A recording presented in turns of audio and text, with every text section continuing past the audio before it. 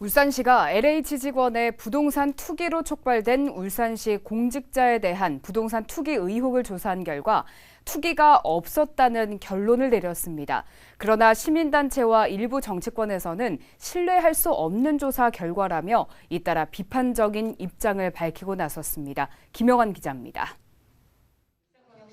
지난 3월 울산시와 구군 단체장들이 합동 기자회견을 열고 지역 내 7개 주요 개발 사업에 대한 공직자의 부동산 투기 의혹 조사를 선언한 지 2달여 만에 결과를 발표했습니다. 아무런 혐의가 없다는 결론이 나왔습니다.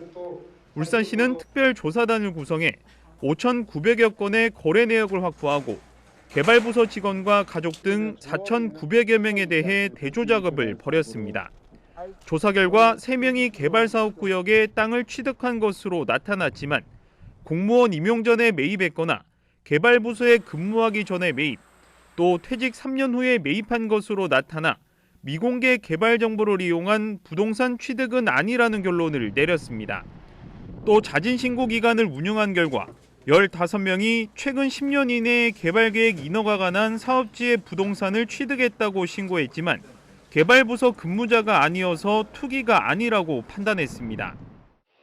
내가 해당 부서에 근무하는 아니면 해당 부서의 지인으로부터 들었다든지, 이렇게 이제 미공개 정보를 위해서 투기를 했냐 안 했냐 그게 제일 중요한 사항인데 그럴 개연성이 가진 사람은 없다는 거죠.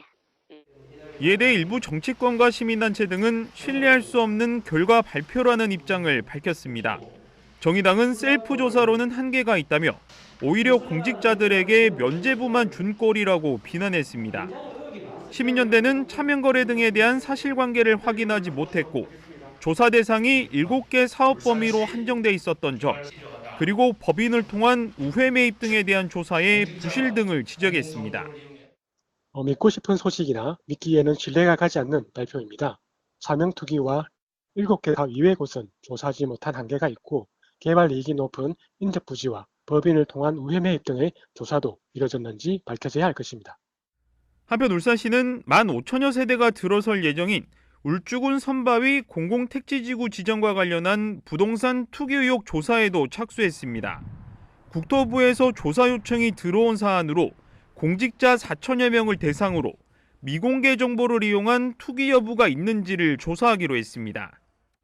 하지만 신속성을 이유로 배우자 등 직계 좀비속을 조사 대상에서 제외하기로 하면서 부실 조사에 대한 우려가 나오고 있습니다. JCN 뉴스 김영환입니다.